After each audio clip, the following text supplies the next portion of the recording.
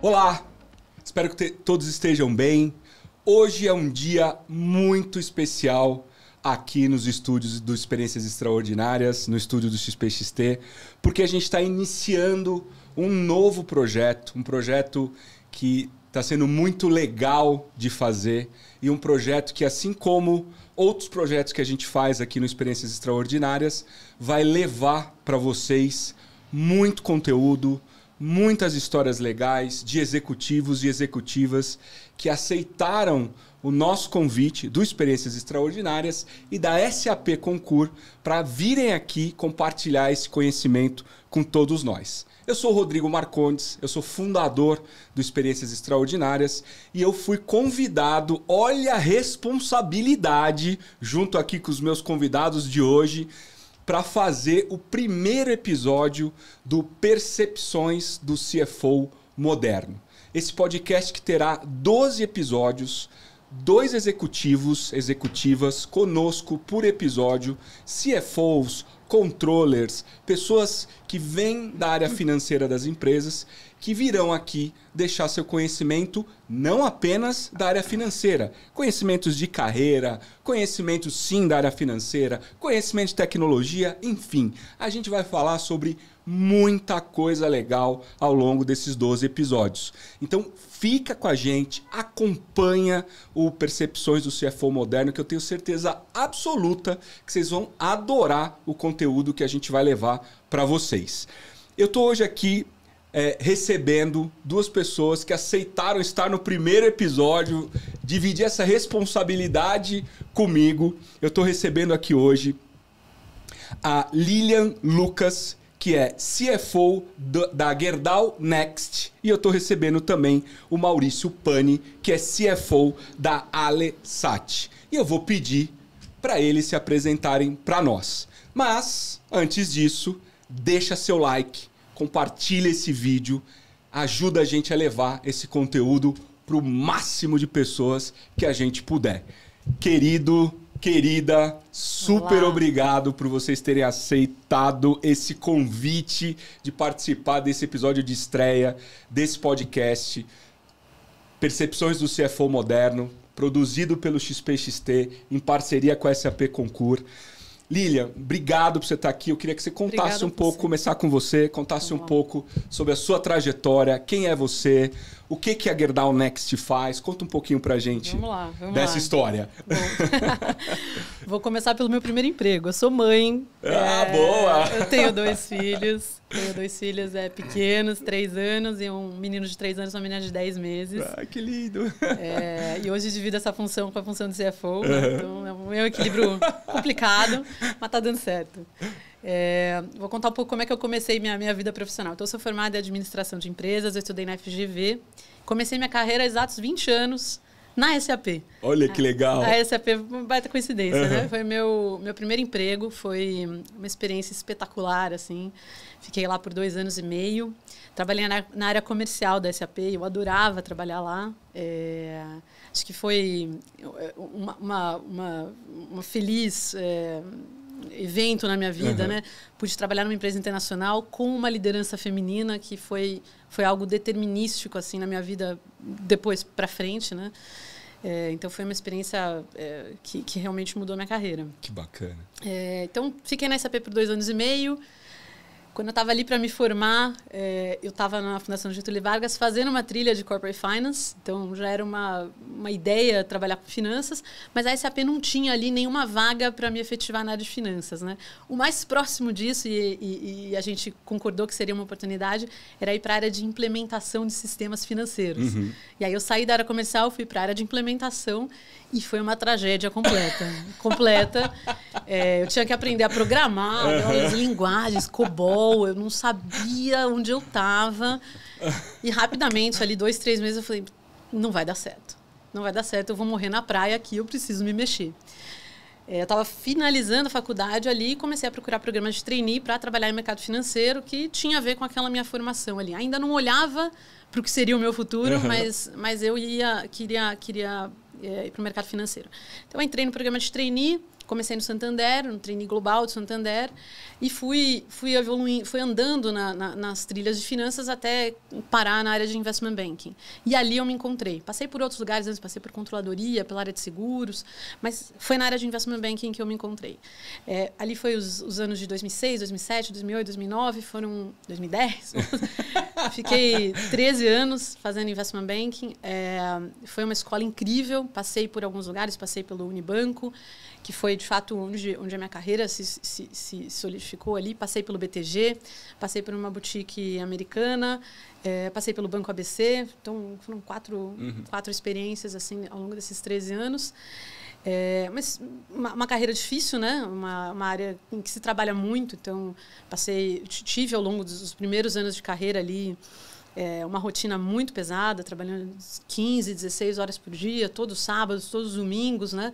Era realmente muito intenso. Era uma época em que o negócio de investment banking estava começando no Brasil, tinha poucos profissionais, pouca gente que queria fazer aquele negócio, então a gente trabalhava de fato muito, muito.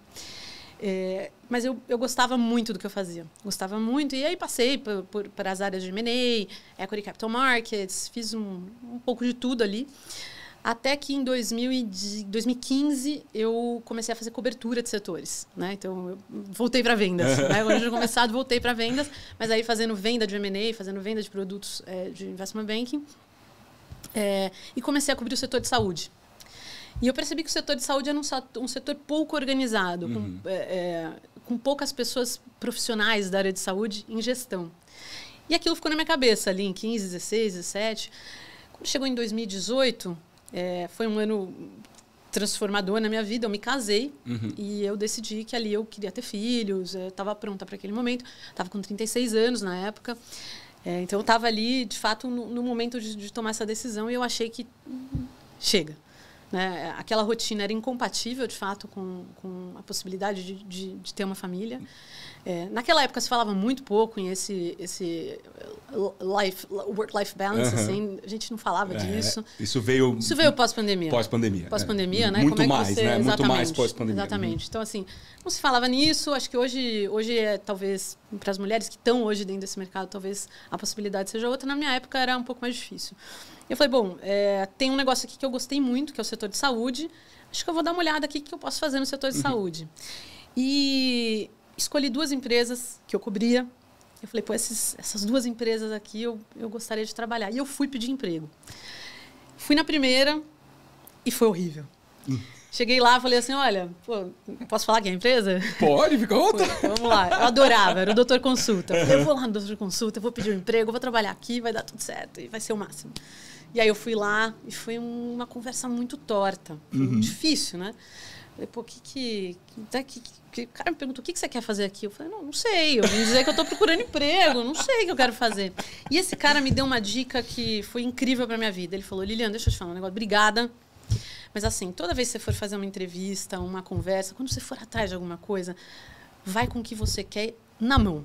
Desenha o que você quer, por mais estúpido que seja, por mais lunático que seja, desenha o que você quer. Porque isso ajuda as pessoas a pensar em você dentro daquele ambiente. Eu falei, pô, essa dica é demais. Essa dica é demais. E aí eu pensei e fui no Einstein. Falei, eu quero trabalhar aqui, no Einstein, instituição sem fins lucrativos, tal. Falei, consegui falar com o CEO lá. Fui pedir emprego no Einstein. Ele falou, o que você faz? Eu faço M&A, quero fazer M&A aqui no Einstein. Mas eu fui com um racional. Eu fui com uma tese do porquê que acho que fazia sentido, né? Crescimento por parcerias, por M&A. E acabei sendo contratada. Fui para lá para dentro. Ou seja, pegou um pouco daquela dica. Né, da minha experiência. E deu certo. Consegui fazer esse shift na carreira, que não é um shift fácil. Sair do mercado financeiro não é fácil, porque você sai com uma visão. As pessoas de fora têm uma visão um pouco, não vou nem dizer distorcida, mas tem conceitos pré-estabelecidos a respeito dos profissionais do mercado financeiro e às vezes você tem dificuldade em fazer essa mudança. Então eu consegui ali, foi muito importante para mim, assim, foi um negócio muito legal. Fui fazer M&A, a gente fez alguns M&As, foi uma experiência muito bacana. Estava dentro do Einstein durante a pandemia, que foi um momento muito difícil, mas de muita riqueza profissional, porque eu pude ver como é a condução de uma situação de crise real, uma crise gravíssima dentro do hospital que estava conduzindo as decisões sanitárias dentro do Brasil, orientando a população, orientando outros hospitais de como cuidar daquela situação. Então, eu observei tudo isso, trabalhei nesse processo, foi incrível. E aí, em 2019, em 2022, ano passado, estava lá, tudo ótimo, tudo correndo muito bem, e me ligaram com uma vaga de CFO. Então, eu vim aqui ser CFO da Gerdau Next. Fui lá, Gerdau Next, deixa eu ver o que é isso aqui. Falei, legal, bacana, adorei. Mas deixa eu falar um negócio, eu não sou CFO. Não, a gente sabe. Eu falei, não, mas como é que vocês vão me contratar para ser CFO, né? O que vocês precisam? Não, a gente precisa disso, disso e disso. Falei, olha, eu tenho ferramental, mas eu nunca fiz. Vocês estão ok em conversar? Não, estamos ok. Tá bom. A gente fez uma primeira conversa. A conversa foi legal. E aquelas coisas da vida, né? Descobri que eu estava grávida. No comecinho do processo. Eu falei, gente, putz, agora, né? Mas eu engravidei. Cheguei para o turma lá e falei, gente, assim, adorei e tal, mas tô grávida, não vou sair aqui do trabalho agora, acho que vocês também não vão querer. Falei, a gente topa. Eu falei, não, acho que não é para agora.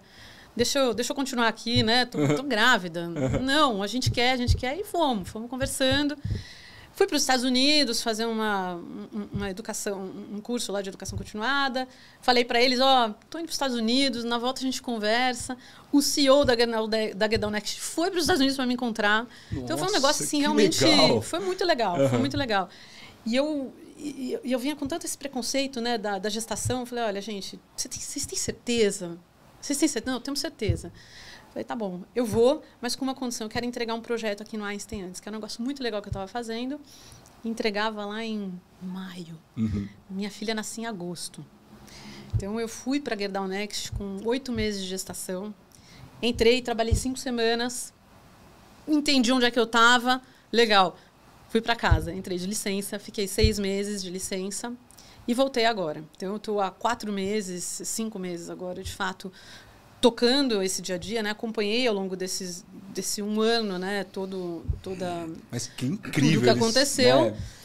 Contratarem, né? Porque Sim, isso era um paradigma no passado, né? Hoje em dia eu já escutei outras empresas que contratam mulheres gestantes e tal, e eu acho que é isso mesmo, porque eu nunca tinha visto. Você está contratando a competência, né? Ok, vai ficar alguns meses e tem que ficar na licença e tal, mas, cara, ele está contratando seu talento, né? E a gente imbuiu muito essa ideia lá dentro, assim, de se você encontrou a pessoa certa, não são 5 ou 6 meses que vai mudar, porque a história com a profissão é de longo prazo. E provavelmente, eles estão buscando uma relação de longo prazo. Estamos olhando lá na frente. Daqui a 10 anos vai olhar e falar assim, o que são 6 meses? Então foi muito legal. Muito legal. Uma bela história. Obrigada. Maurício, obrigado por você estar aqui com a gente também.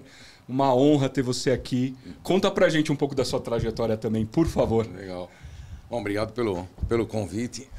Seu primeiro, né? Tem lado bom, lado ruim. Você estava falando, né? Tem o lado cheio e o lado vazio do copo, né? Você vai descobrir ao longo do caminho. A carreira, ela começa em banco, né? Lá nos primórdios, né? Comecei a trabalhar bastante cedo.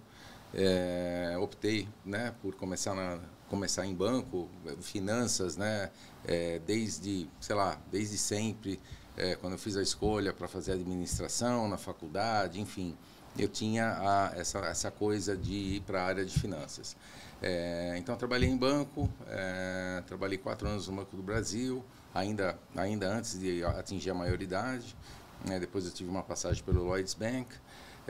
E aí, já no final da faculdade, eu falei, não, eu acho que eu quero ter meu próprio negócio. E parti para o empreendedorismo, né? Tive uma primeira empresa e era um negócio ligado assim a comércio, né? Ou seja, escritório de vendas. Passou algum tempo assim, não foi bem isso, não me alinhei com o sócio. Parti para outro negócio próprio, uma área completamente diferente, entretenimento e tal. Mas aí também comecei a notar que naquele momento o negócio próprio, né? Ou seja, eu sou uma pessoa assim sempre muito dedicada, sempre muito engajada com as coisas que eu faço. Estava consumindo até o tempo que eventualmente eu deveria estar dedicando para concluir os estudos, enfim, né? E daí para frente, falei não é, os estudos, né? Eu quero concluir prioridade isso, e tal. Prioridade e tal. desisti, né? Falei, não, paramos por aqui.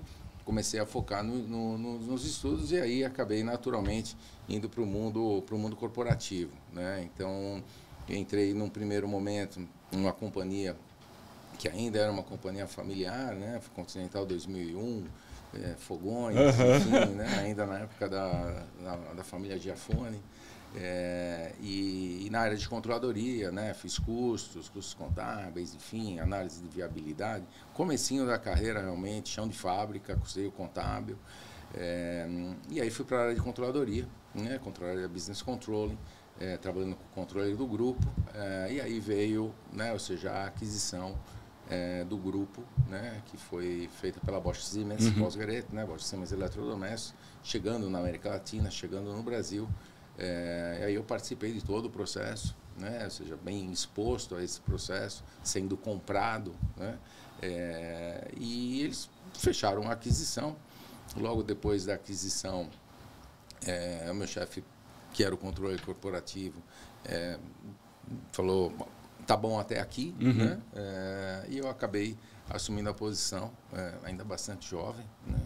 Já era controle corporativo, América Latina, e daí a Bosch Siemens queria mais, né? Ou seja, queria um footprint na região. Muito rapidamente eles encontraram mais uma companhia, essa companhia lá no Peru, né? Companhia familiar, fábrica de eletrodomésticos, uma das maiores do país, tal. E aí eu toquei a due diligence, né? Para aquisição, e no final adquiriram a companhia, né, 100% da companhia, e chegaram para mim e falaram, cara, assim, acho que seria uma boa você ir para lá agora, né? Já que você participou, toque o filho é seu, né? Já que você fez o due diligence e tudo, né? Então, né? Que tal, né? Eu peguei minha malinha, né? Minhas 2 malinhas, enfim, tô chegando lá em Lima, né? Imagina, né? Nem espanhol falava, nada disso. Foi a primeira experiência, não tinha nem 30 anos, eu tinha 28 para 29 anos. E fui lá ser country manager, já com um papel de CFO, e foi todo um turnaround, né? Realmente era uma companhia muito tradicional, né? Ou seja, realmente uma marca muito importante lá no Peru. Fizemos, né? Ou seja, ali assim, com muito apoio, né? Ou seja, do pessoal da matriz, mas também o pessoal do Brasil. 5 anos, né? Ou seja... Você ficou 5 anos lá? 5 anos, desconstruindo e reconstruindo, desconstruindo e reconstruindo. Que belo desafio. desafio. Né? Ou seja, colocamos a empresa assim, né? Ou seja, no caminho, né? Com lucro sustentável, enfim, com tudo reinventado, tudo que você pode imaginar, de RH, a estrutura, a sistemas, a políticas, a gestão de risco e relacionamento com stakeholders. Foi muito legal, né? Acho que eu costumo dizer que foi o verdadeiro MBA que eu fiz, né? Na prática ali, né? Na prática, né? Vivido, né? Mas, assim, eu tinha justamente... e eu faço essa correlação com o MBA porque eu tinha concluído um MBA, né? Na parte de estudo. Assim, eu nunca, durante muitos anos, né? Ou seja, eu sempre mantive, né? Ou seja, a formação. Daí eu voltei para o Brasil, lá no Peru, eu não tive oportunidade, né? Tinha que aprender espanhol, tinha todo o desafio para tocar.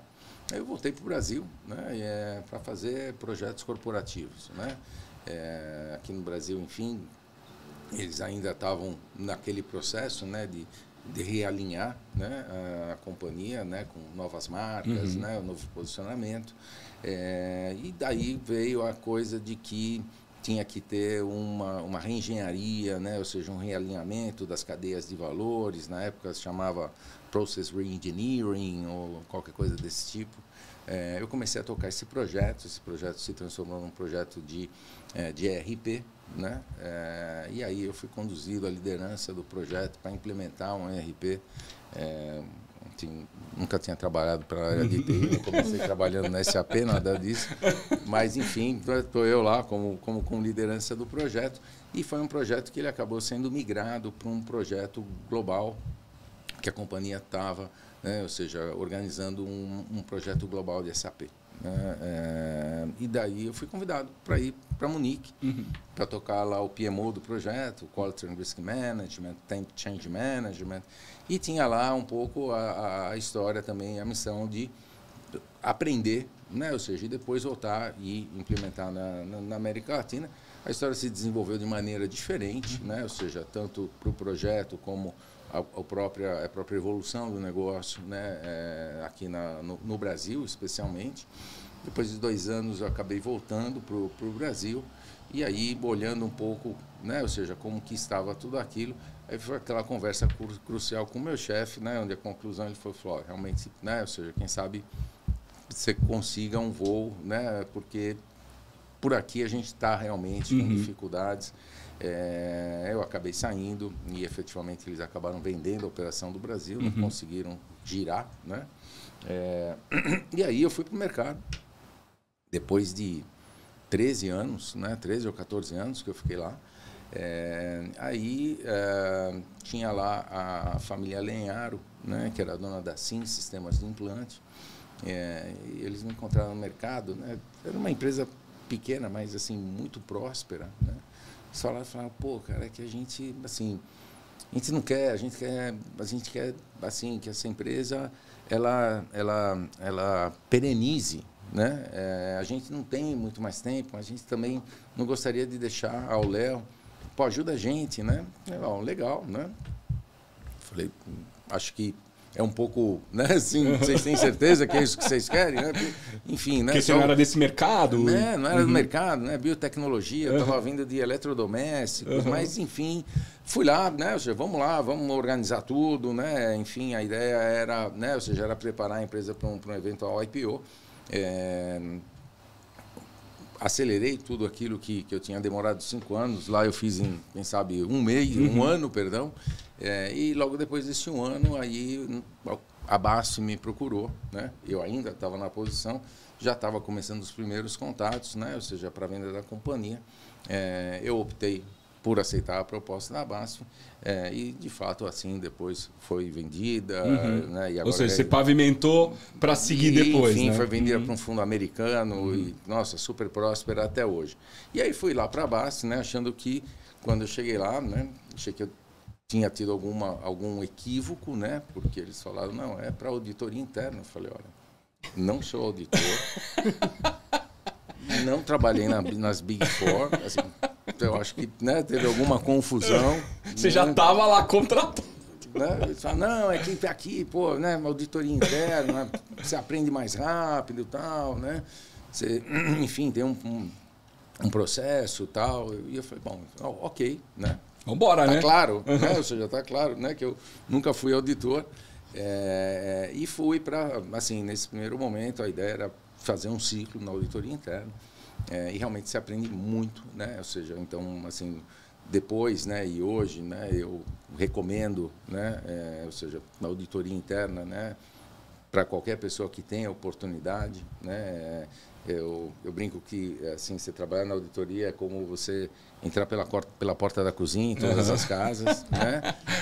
Então você conhece, né, assim, para efeitos de integração, realmente foi muito legal.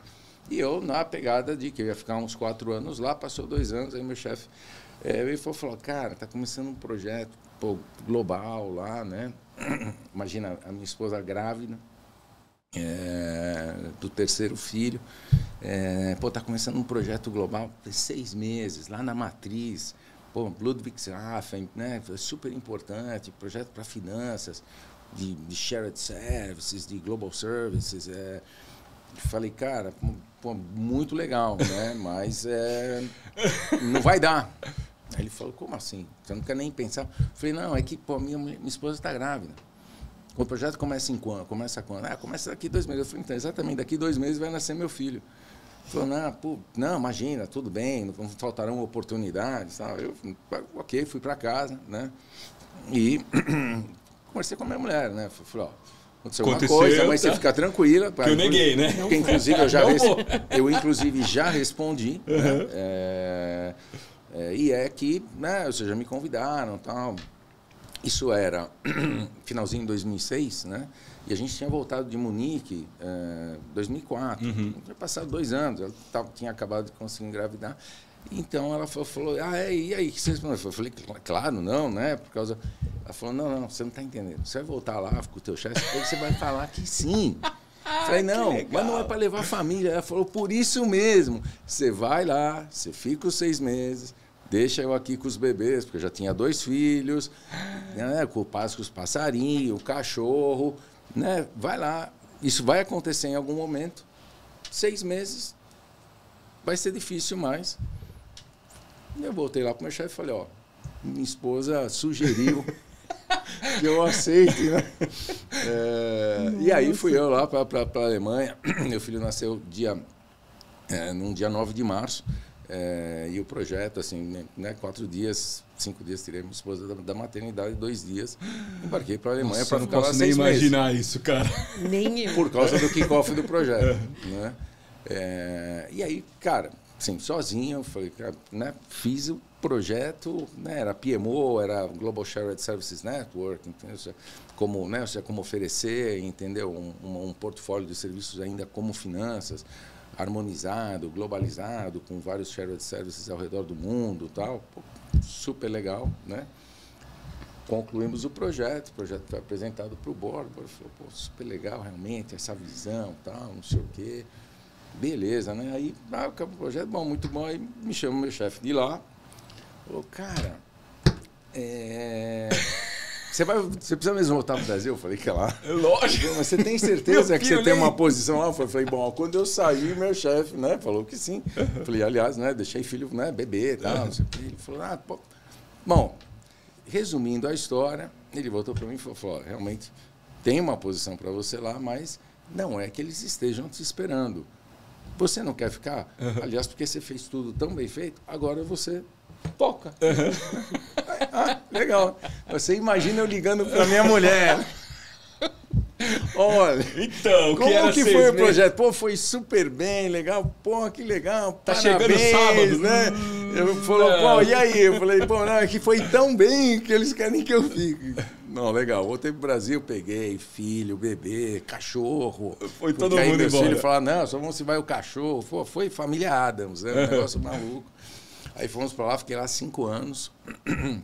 Que evoluímos, né? Ou seja, criamos ali de um projeto, nós criamos uma área de governança global, Global Finance Transformation, e aí toda a parte que você pode imaginar, né? Ou seja, de end-to-end, de shared services, portfólio, oferta de serviços, e isso eu fiquei como diretor nessa área por uns 3 anos. E aí depois ainda tive a oportunidade de movimentar por áreas corporativas lá, né, corporate finance, né, ou seja, todas as áreas da matriz.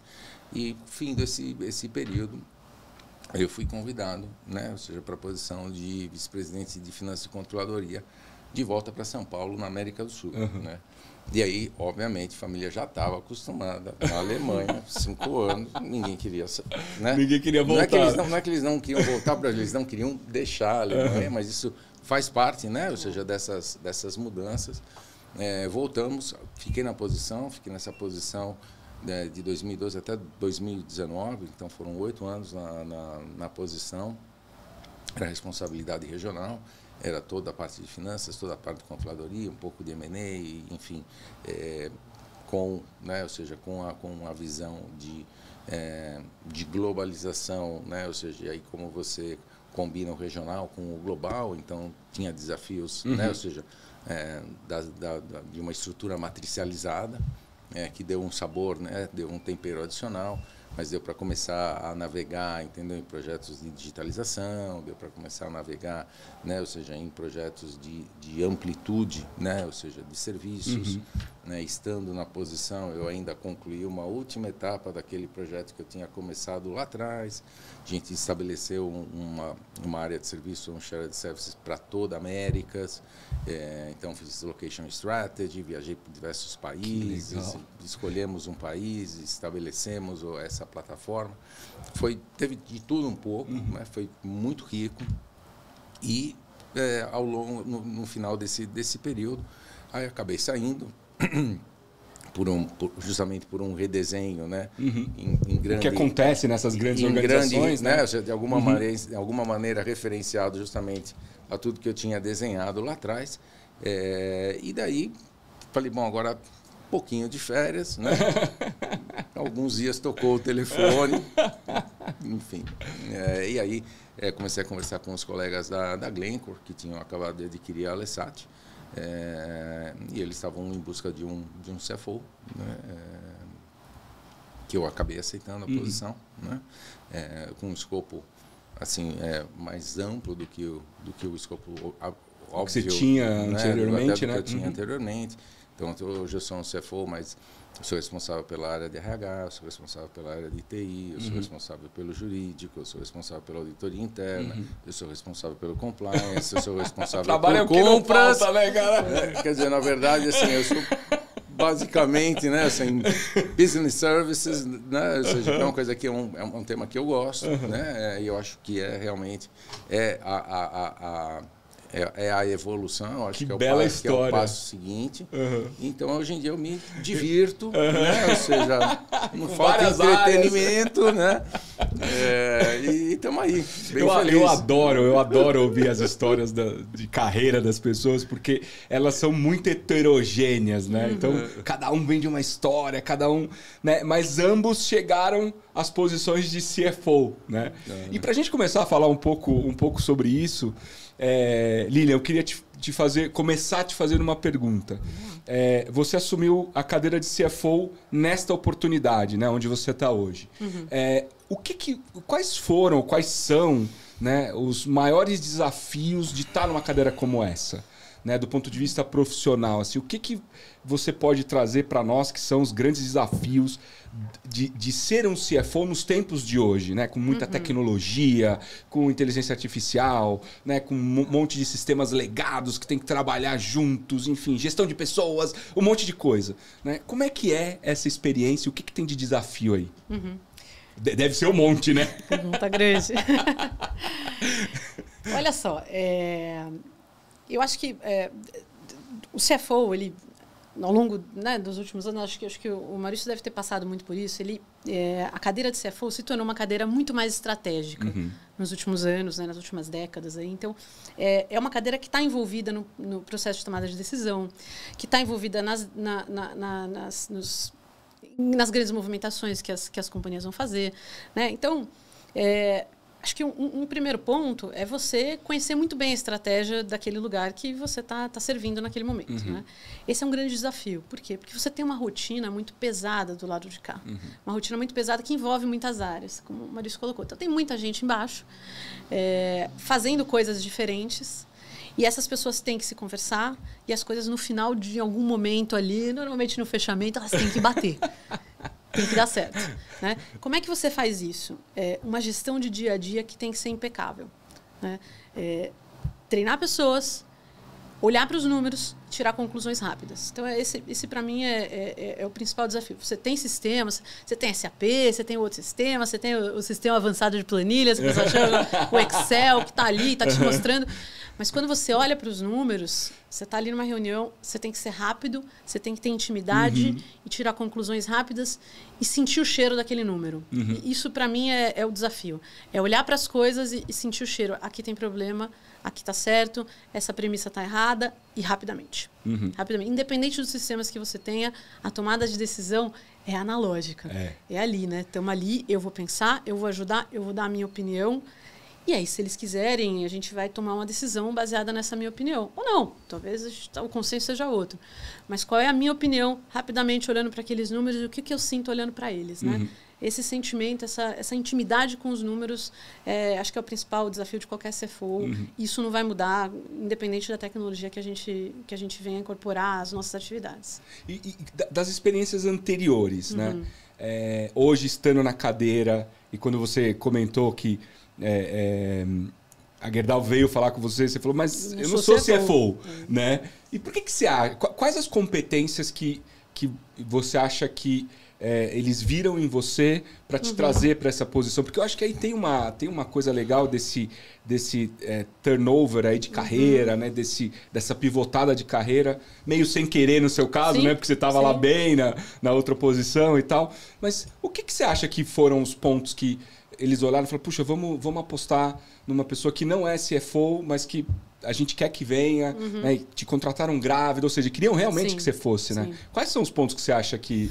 Então, para a Gerdau Next, especificamente, só rapidamente, a Gerdau Next é o braço de diversificação da Gerdau, né? Tudo que é não aço a gente está fazendo dentro da Gerdau Next, que é um portfólio de 13 empresas, mais 11 startups. Então, é bem diverso, com empresas em 4 setores diferentes. A gente faz tecnologia, a gente faz sustentabilidade, mobilidade, construtec e mais as startups, né? Então, um universo bem diferente. E a gente precisava ali estabelecer uma controladoria de holding. Controladoria de holding é um pouco diferente do CFO padrão, que tem ali contas a pagar, contas a receber.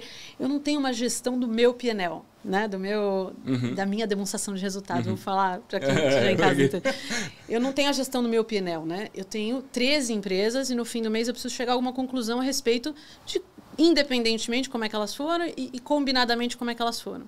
Então, acho que esse foi um ponto importante, é conseguir olhar para os números e tirar conclusões a respeito deles. E eu fiz isso a minha vida inteira, investment banking, né? Eu vivia disso. É uma habilidade que você treinou bastante, é uma habilidade né? de fato, ter intimidade com o número, gostar de número, olhar para eles e saber apresentar da forma correta, saber fazer a curadoria daqueles números de forma precisa. E isso é uma coisa que, de fato, eu sei fazer. E acho que o segundo ponto foi o M&A. Porque a gente vai crescer por M&A. A gente fez muito M&A. M&A está na base da nossa tese. E foi o que eu sempre fiz, né? Então, acho que eu trago um pouco dessas duas competências e que são fundamentais para a gente formar time. Formar time hoje é disparado o maior desafio. Pelo menos lá dentro da Gerdau, acho que na tua companhia deve ser a mesma coisa, na Alisat, né? A gente tem dificuldade em formar times, né? Em trazer pessoas para as áreas de finanças, que é uma área muito legal, né? Mas é difícil. Você se refere a profissionais de outras áreas para trazer para a finança, ou a demanda de profissionais de finanças tem diminuído? Não, a demanda é mais alta, eu acho. Não, desculpa, a demanda não, eu falei errado. A oferta tem diminuído. A oferta tem diminuído. As pessoas não estão buscando tanto. Tem um sentimento, exatamente, Entendi. que a oferta tem diminuído. Por outro lado, a gente tem gente ali que a gente quer formar, que é tirar do ponto A e levar para o ponto B. Eu preciso disso, eu preciso ter sucessão, né? Até para eu poder me movimentar, né? A gente tem que ter planos para frente e para trás. Quem que está atrás, quem que vem atrás, para onde que eu vou. E isso é difícil. Hoje é o principal desafio ali. No dia a dia... Olha que tem uma dica boa aí para quem está assistindo. Hein? Olha a dica. Quem quiser trabalhar, procure emprego na área de finanças. Vocês vão encontrar. Mande seu CV para... Mande seu currículo para a gente. É muito difícil. É muito difícil. Eu acho que é uma reflexão interessante. Eu não tinha essa percepção, sabia? Talvez um pouco de preconceito na área. Acho que sim. Talvez isso? Acho que sim. Acho que tem um espírito do momento, um espírito da nossa época, né? Em que a gente, e principalmente o jovem, né? Ele tem buscado propósito naquilo que ele faz, né? Isso é muito válido, é muito legítimo. Mas a área de finanças é uma área técnica, né? E que não é a todo momento que você vai ter propósito ali. O propósito é de longo prazo, é pessoal. Quero crescer, quero ser CFO, quero ganhar dinheiro, quero pagar a escola do meu filho. É um propósito muito voltado para a pessoa. Para você. Exato. Você não vai estar ali nas suas atividades do dia a dia... fazendo alguma coisa de super impacto na sociedade, né? É uma carreira técnica. Então, acho que no espírito da época que a gente vem vivendo, talvez não seja atraente para muita gente. Então, a gente tem dificuldade de achar pessoa assim. Que coisa interessante. Você sabe que eu já tive esse sentimento. Eu sou oriundo da área de tecnologia, sempre em vendas. Eu já tive um pouco desse sentimento quando eu tinha que explicar o que eu vendia, né? Então, por exemplo, eu ia falar com, sei lá, minha mãe, por exemplo. Ela falava, eu vendo tal coisa. Ela, Então eu falava assim, eu queria trabalhar na empresa tal, que eu não ia precisar explicar e não sei o que. Isso lá no começo da minha carreira, né? E depois eu fui descobrindo que não, né? Que o propósito, ele tá ele está em vários pedaços, né, da construção. Mosaico, Exatamente. Mosaico, Ele está em vários pedaços da construção de uma carreira. É isso aí. Né? Tem horas que você consegue estar num projeto dentro da tua área que tenha mais propósito, né? Tem hora que você conecta mais com o propósito pessoal, né? E assim você vai fazendo. Mas eu acho que você trouxe um ponto muito relevante, né? O propósito tem muito a ver com a gente, né? A gente olhar para dentro e ver o que a gente quer. E o trabalho, muitas vezes, é o meio da gente chegar no propósito. O caminho, exatamente. E na área de finanças isso é muito verdade. Uhum. Né? A gente não tem nada instagramável na área de finanças. Tipo, eu tô aqui no meu trabalho. Aqui, excelente. A reunião de orçamento. Não. Aquela frase, os números não mentem, né? Ou seja, não é instagramável. Então, assim, de fato, é sentar, trabalhar, abrir a planilha, vambora, tira da frente, vai, fecha. Agora, não fazer direito que... Né? Entorta tudo, né? Entorta o caldo geral, né? Não pode não. Maurício, você teve tantas experiências, né, de carreira, fora, várias empresas e tal. Quais são os atributos que você acha fundamentais para se trabalhar numa área de finanças? A gente está falando justamente sobre isso, né? Hoje você é CFO de uma grande companhia. Se você pudesse dar um conselho para um grande amigo, ou para um sobrinho, para um filho, enfim, para alguém que você goste demais, para trabalhar na área de finanças, quais são os atributos, quais são as coisas que as pessoas precisam desenvolver e ter para ser bem-sucedido numa área de finanças, na sua opinião? Ou seja, sem discordar, né, em absolutamente nada do que a Lilian falou, essa questão dos números, né? essa intimidade, né? esse apego, né? Eu acho que essa é a base. Né? Definitivamente é improvável, né? Que você, do marketing, sei lá, enfim. Se você não tiver... Eu sou esse cara. Eu não tenho essa intimidade com números. Né? Entender impostos, entender um monte de coisa. Eu falo, isso definitivamente não é a minha praia. Né? Então acho que eu não seria um cara muito bem... Eu estou tentando desenvolver, porque agora eu estou empreendendo, então eu preciso saber. Mas olha, me custa, viu? E aí sim, diferentemente da Lilian, mas é tão simples quanto, né, assim, olhar para a minha carreira... acho que foram mais ciclos diferentes do que empresas, né? Pareceu que eu passei por várias empresas, mas na verdade foram, acho que 2 ou 3 empresas. Porque você teve vários ciclos diferentes, várias áreas, mas uma coisa, né? Sempre indústria, né? Agora atualmente não é indústria, né? É uma operação de distribuição, né?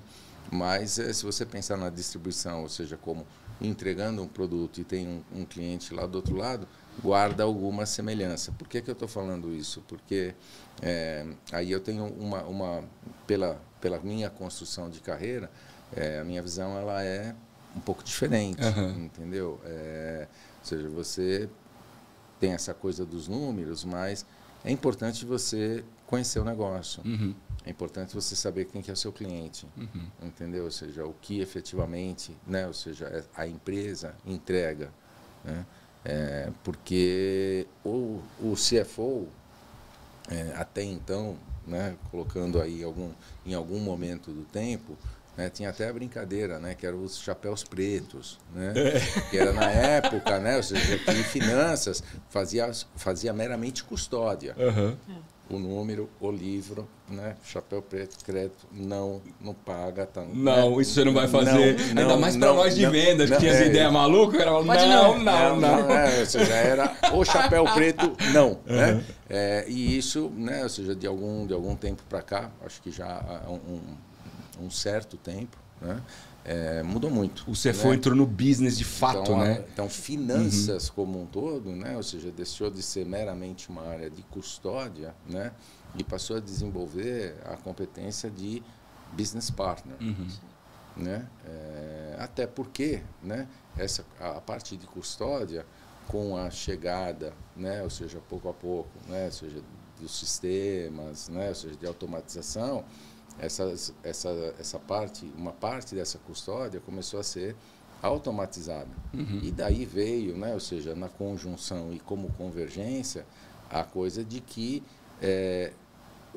a área de finanças e o CFO, né, ele tem um papel absolutamente preponderante, entendeu? Ou seja, na busca, né, de que finanças, ou seja, mantenha, né, esse aspecto da custódia, da governança, do controle, do número, né, que precisa estar certo, isso aí, do fechamento na hora certa, mas também, entendeu? Ou seja, que esteja próximo do negócio. Porque ao estar próximo do negócio, entendeu? Ou seja, você promociona, né? Ou seja, você faz parceria, você vai para o mercado, você vai junto com a galera da força de venda, você vai conhecer o cliente, vai pensar em ferramentas, vai pensar em estruturas, ou você vai fazer parcerias, né? Ou seja, ao longo da cadeia de valor, entendeu? Com logística ou com compras, quer dizer, o CFO, né? Ou seja, finanças como um todo, mas o CFO especialmente, ele teve como, né? E para mim,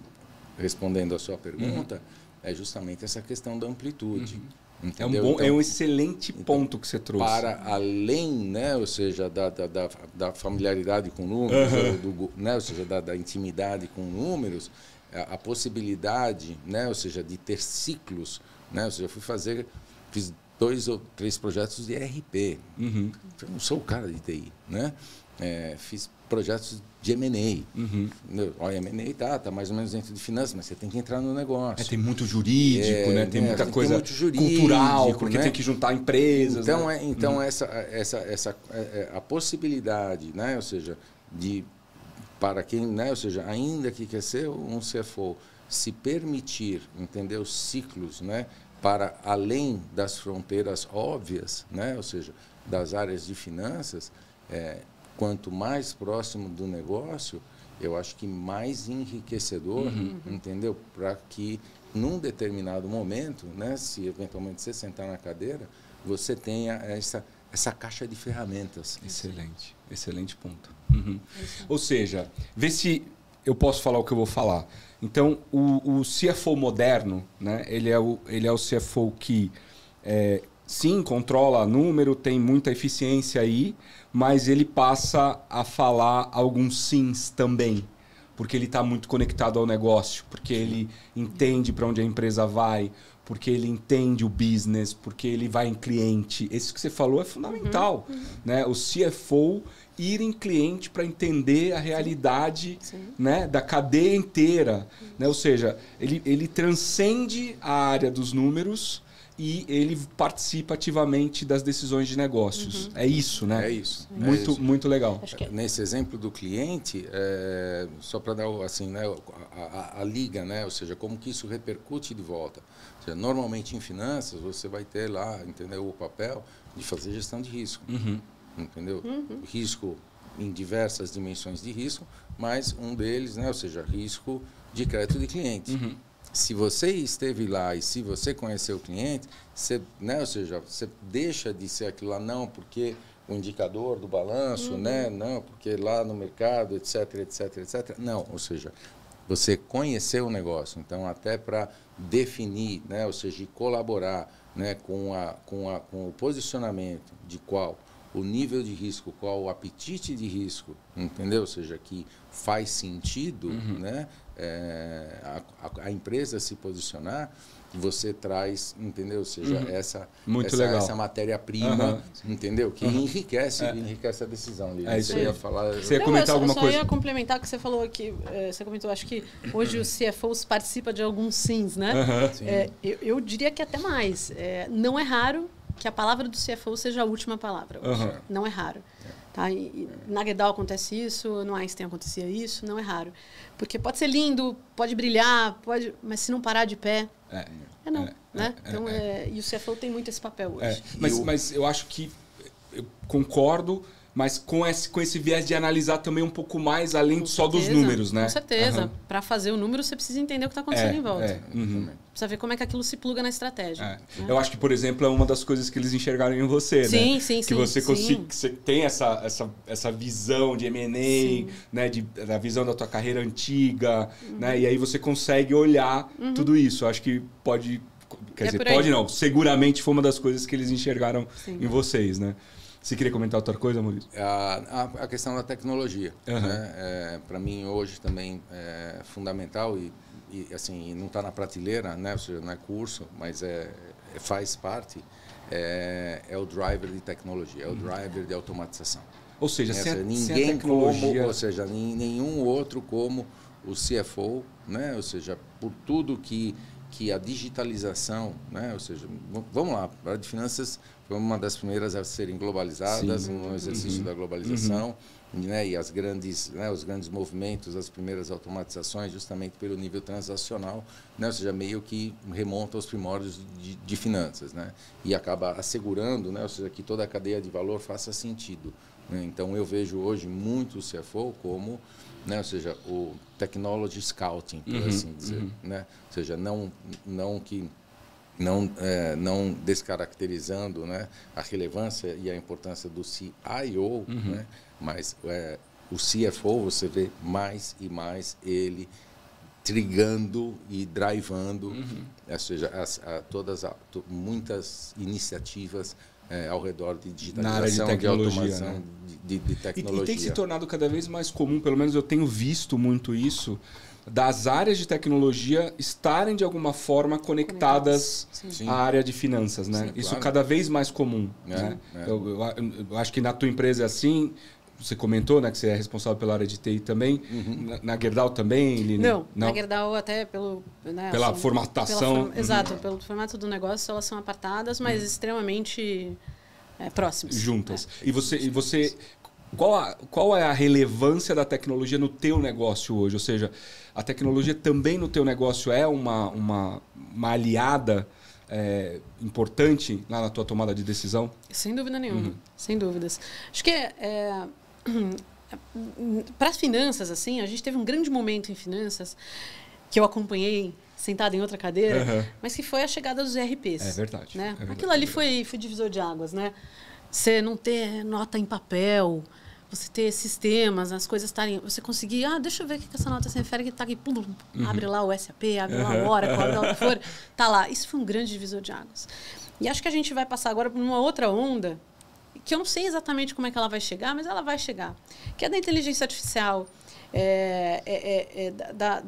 das cadeias de blockchain, ajudando a gente a tomar decisão, ajudando a gente a fazer determinados trabalhos que hoje são muito manuais, tipo custeio, que tem muita interferência humana, né? Quanto mais você põe a mão, mais a chance daquilo sair errado. Então, acho que nós vamos ter dois grandes momentos aí. Nós vamos ter um grande momento semelhante àquele que a gente viu lá com a inteligência artificial. Nos anos 90, final dos anos 90, só com a inteligência artificial. Né? E o anedótico é que toda essa digitalização ou a inteligência artificial, né, ou seja, ela não vai substituir os profissionais. Não. Mas esses profissionais eles vão ser substituídos por aqueles que sabem lidar com a inteligência artificial. Boa, bom ponto. Como é que você usa isso? Bom ponto. Então não vai substituir, né? Você vai falar não. A inteligência artificial vai medo, não. Você tem que saber trabalhar com ela. Você não tem que ter medo da inteligência artificial. Você tem que se preocupar em saber, né? Ou seja, esse é um excelente ponto. Tá? Ou seja, porque isso não é substituível. Né? Agora, óbvio, se você não tiver preparado, inclusive como CFO, para, né, ou seja, extrair e usar isso a favor, né, do negócio, aí sim você vai ser substituído por alguém que saiba fazer isso. Fazer de um jeito diferente, vai mudar o jeito de fazer. Exatamente. Como mudou com os ERPs. A gente tem um impacto aí nos próximos 3 a 6 meses da inteligência artificial em vários segmentos, né? Honestamente, no segmento de vocês, eu não tenho tanta visão, mas pegar no meu segmento, aqui em podcast, é uma coisa impressionante, né? O quanto a tecnologia de inteligência artificial vem ajudando nós, produtores de conteúdo, ajudando coisas que a gente demorava, às vezes, horas e horas e horas, hoje se resolve em alguns meros segundos, porque a inteligência artificial está trabalhando a nosso favor. E você fez esse contraponto, Maurício, e eu tenho, assim, não podia concordar mais, porque a gente tem treinado as pessoas para poder trabalhar aliado à inteligência artificial, para poder ganhar a produtividade, né? Mas não a inteligência artificial realmente não, pelo menos no nosso negócio, por enquanto, não vai substituir as pessoas que estão por aqui, né? Uma coisa que eu escuto muito, e eu queria aproveitar aqui o conhecimento de vocês e já fazer a nossa última pergunta. Essa é a parte ruim dessas conversas. Eu tenho mais um monte de coisa que eu queria falar, mas a gente tem aqui um certo tempo que a gente precisa garantir que as pessoas estejam com a gente. A gente vive um certo momento de incerteza geral no mercado, né? Em alguns segmentos mais, em alguns segmentos menos. Muitas empresas fazendo layoffs, enfim, algumas incertezas financeiras.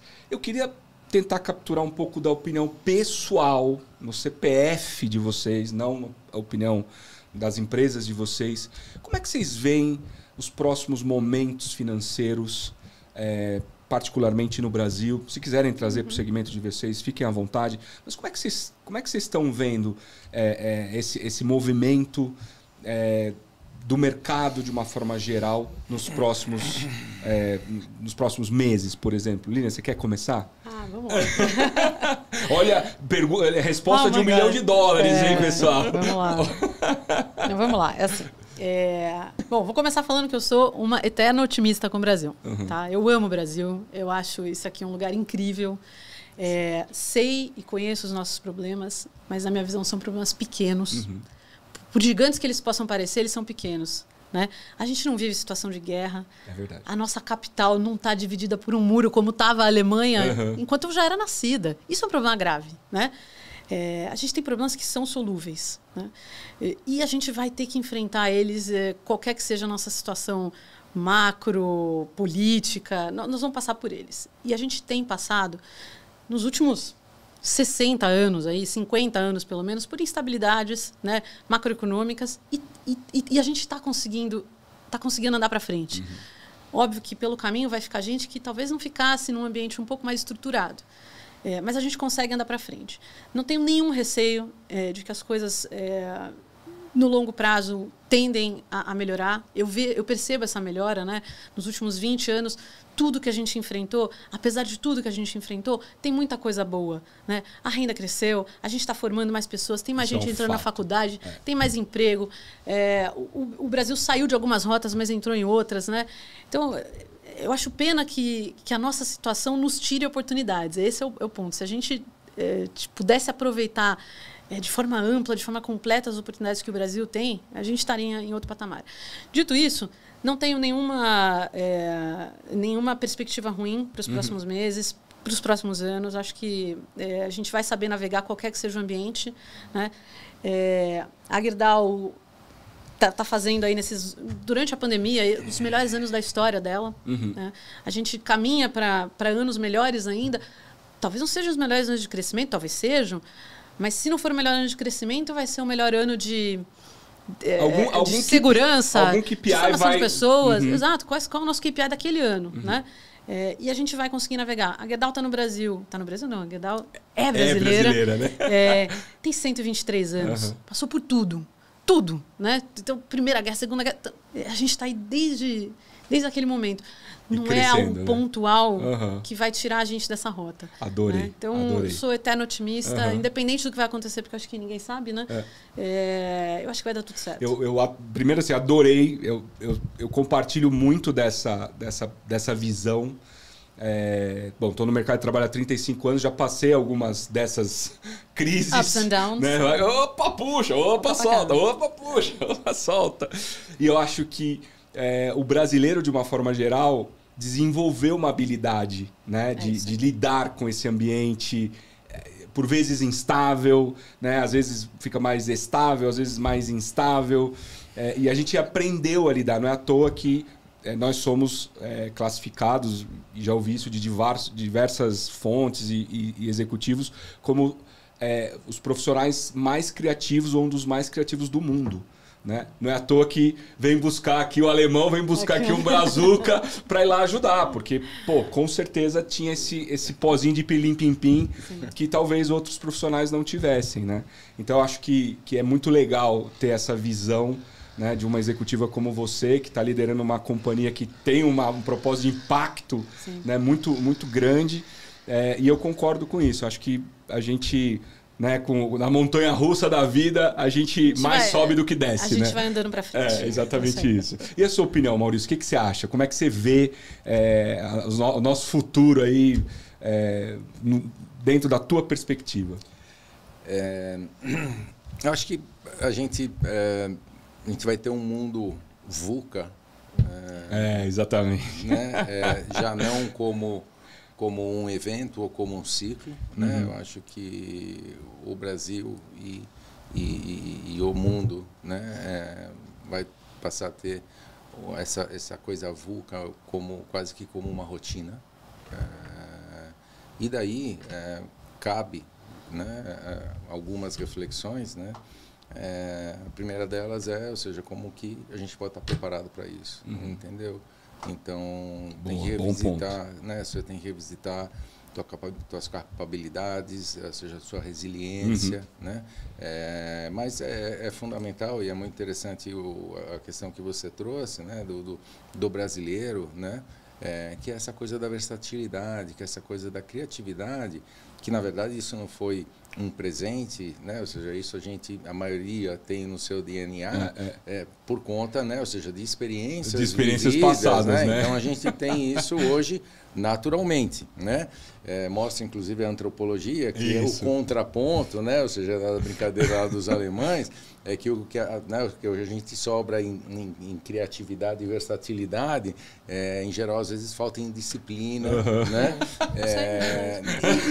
E aí, né, vem a minha segunda reflexão, né, que né, no mundo VUCA, né, a questão da resiliência, né, mas para nós, né, e acho que para o brasileiro em geral, também revisitar um pouco, né, a questão, né, ou seja, de como anda, né, aquilo que eu consigo fazer de maneira estruturada, aquilo que eu consigo fazer de maneira disciplinada, sem comprometer a minha versatilidade e a minha criatividade. Acho que esse balanço, né, bem pensado, né, e bem no front-end, né, das pessoas, em qualquer dimensão, vai ser muito importante para viver aquilo que vem pela frente. Não é teoria da conspiração, né? Ou seja, eu também sou uma pessoa bastante otimista, não acho que, né, o mundo vai acabar ou que o Brasil vai falir, mas o fato é que a estrada ela vai continuar pump, né? Ou seja, arenosa, entendeu? E aí, né, nada melhor que você, né, ou que cada um de nós se preparar de alguma maneira para viver isso e transcender, né, sem ficar pelo caminho, por assim dizer. Excelente, excelente. Bom, queria agradecer imensamente por vocês terem vindo aqui hoje, topado esse desafio de começar esse projeto junto com a gente, agradecer pelos insights, pelas histórias e deixar aqui aberto o XPXT e esse projeto com a SAP Concur, caso vocês queiram voltar para a gente continuar aqui, porque tinha pelo menos mais umas 10 perguntas para eu fazer, que infelizmente não deu tempo hoje. Mas eu quero agradecer, então. Obrigado, Maurício. Obrigado, Lília. Obrigado, Rodrigo. Por vocês terem vindo. Foi muito legal ter vocês aqui. Foi ótimo. Muito obrigado, muito viu? Obrigada. Pessoal, obrigado por terem assistido esse podcast. Eu gostaria de pedir para que vocês compartilhem esse conteúdo com o máximo de pessoas que vocês puderem. Eu quero agradecer a SAP Concur por viabilizar esse projeto tão bacana que é o Percepções do CFO Moderno. Fiquem bem e até o próximo episódio.